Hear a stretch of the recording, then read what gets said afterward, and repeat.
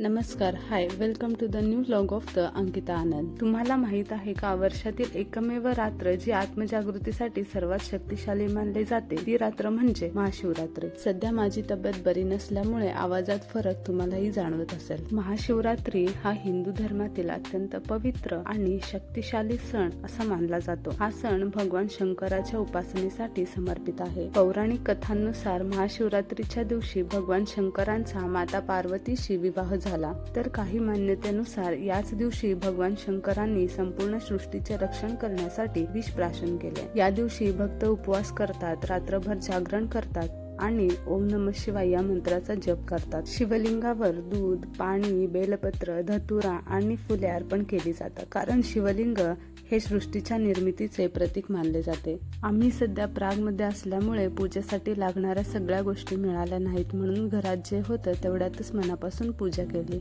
महाशिवरात्री आत्मशुद्धी, संयम आणि आध्यात्मिक जागृतीचा संदेश देते. महाशिवरात्री आपल्याला अहंकाराचा त्याग करून शांती, भक्ती आणि सकारात्मकतेकडे जाण्याची प्रेरणा देते. लिंगायत समाजासाठी महाशिवरात्री हा केवळ सण नाही, तर आत्मचिंतन, शिवभक्ती आणि जीवनमूल्यांचा दिवस आहे. लिंगायत परंपरेनुसार शिव म्हणजेच ईश्वर आणि शिवलिंग हे केवळ पूजेचे प्रतीक नसून ते चालते बोलते जीवनतत्व मानले जाते. प्रत्येक लिंगायत व्यक्ती इष्टलिंग धारण करते. महाशिवरात्रीच्या दिवशी इष्टलिंगाची पूजा, ध्यान आणि चिंतन अधिक श्रद्धेने केले जाते. हा दिवस बाह्य कर्मकांडांपेक्षा अंतशुद्धीला अधिक महत्त्व देतो. लिंगायत समाजाचे तत्वज्ञान बसवेश्वर आणि इतर शिवशरणांच्या वचनांवर आधारित आहे. महाशिवरात्रीच्या दिवशी वचनांचे स्मरण, नामस्मरण आणि आत्मपरीक्षण केले जाते. लिंगायत परंपरेत महाशिवरात्रीला उपवास केला जातो, पण तो शरीरासाठी नाही, मनासाठी असतो. आज आम्ही दोघांनी मिळून मनापासून पूजा केली, देवाला नैवेद्य दाखवला आणि आशीर्वाद घेतला.